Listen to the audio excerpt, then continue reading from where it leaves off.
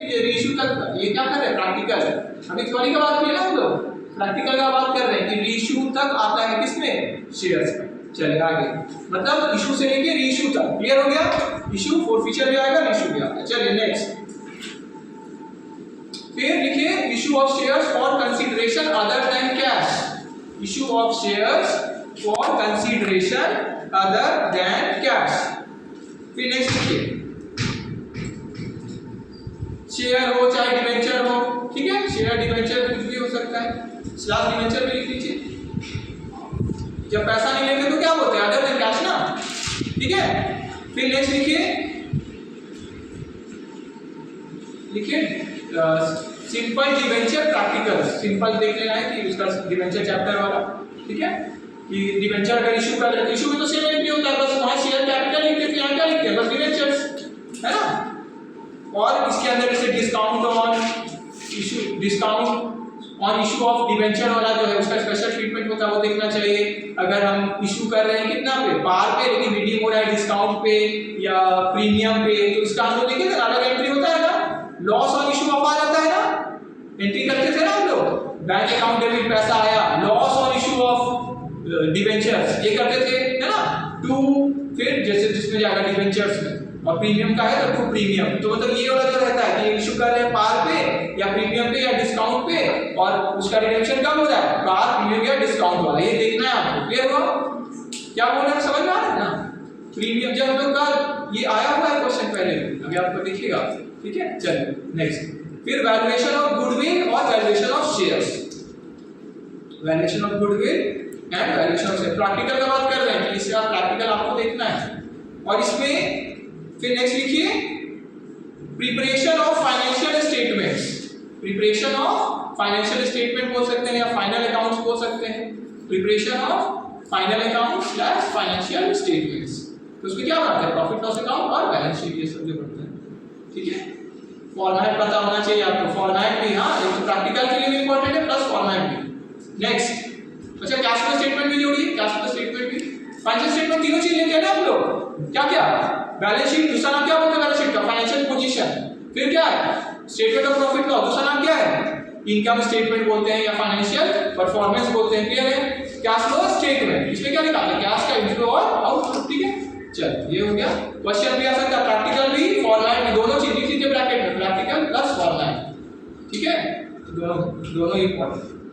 फिर लिखिए journal entries in the books of amalgamation, journal entries in the case of amalgamation, journal entries in the case of amalgamation, ठीक है। Transferor के books में ये ज्यादा इंपॉर्टेंट है, ट्रांसफरर का, और ट्रांसफरी के बुक में भी, मतलब परचेजिंग कंपनी और सेलिंग कंपनी दोनों का जाना है, ओल्ड कंपनी न्यू कंपनी, ठीक है। लिखिए फिर ठीक है, प्रैक्टिकल भी अमलगमेशन का जरूरी है, लिख लीजिए नीचे प्रैक्टिकल क्वेश्चन ऑफ अमलगमेशन, तो जितना भी क्लास में हम लोग किए हैं कोशिश करिएगा आप देखिए, ठीक है।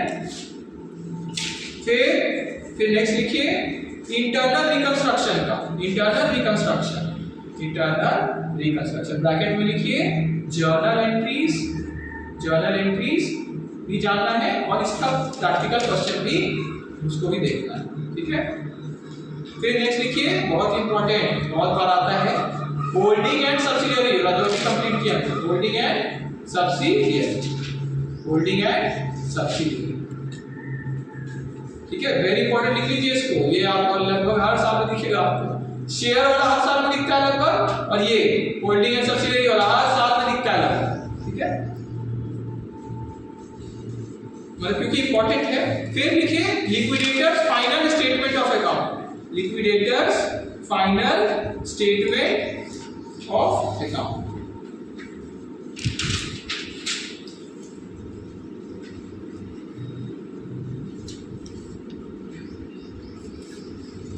ठीक है। लिखिए अब देखिए एक चीज इस पे ध्यान दीजिएगा, हम लोग जैसे अमलगमेशन में पढ़ रहे थे कि अलग अलग परचेज कंसीडरेशन जो, अच्छा परचेज कंसीडरेशन शॉर्ट नोट्स में लिख लीजिए, तो इंपॉर्टेंट परचेज कंसीडरेशन उसमें पढ़े ना आप लोग, 4 मेथड था, है ना, lump sum, net asset method, net payment method, और एक क्या था, इंट्रिंसिक वैल्यू मेथड, है ना, परचेज कंसीडरेशन एंड मेथड्स। किस चैप्टर में मिलेगा आपको? अमलगमेशन वाला। ठीक है, देखिए अमलगमेशन वाला एक चीज पे ध्यान दीजिए, क्योंकि बुक में शुरू में थोड़ा सा इसको क्लैरिटी का जरूरत है। इंट्रिंसिक वैल्यू जो होता है, तो दो तरीके से हम लोग निकाल लेते हैं इसमें, है ना।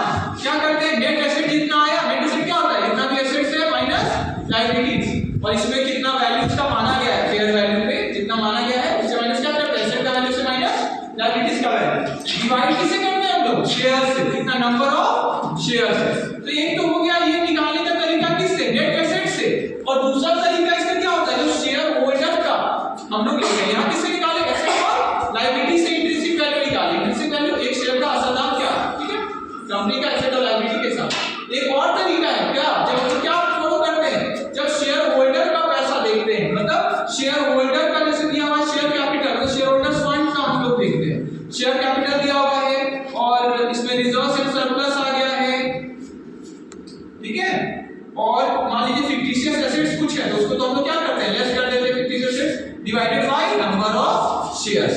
तो दोनों तरीके से निकल सकता है, या इससे भी या इससे भी, क्वेश्चन में जैसा होगा उससे देख लेंगे। क्लियर हो गया? ठीक है, आपके बुक में इलस्ट्रेशन नंबर 27 है, देख लीजिए उसको, ये इसमें बेस है, ये सेकंड वाला मेथड जब हम लोग शेयर होल्डर्स फंड की तरफ से निकालते हैं इंट्रिंसिक वैल्यू। क्लियर है? ठीक है, सिंपल है, ठीक है, क्लियर हो गया? तो इंट्रिंसिक वैल्यू निकालने का दो तरीका है, क्या क्या बोलिए, एक एसेट से निकालते हैं, एसेट माइनस लायबिलिटीज, और दूसरा क्या है, शेयर वाला, जो शेयर होल्डर्स फंड को हम लोग देखते हैं। ठीक है, क्लियर है सबको? ठीक है, तो हम लोग ये क्या देख लिए, प्रैक्टिकल और इंपॉर्टेंट भी देखिए। ठीक है,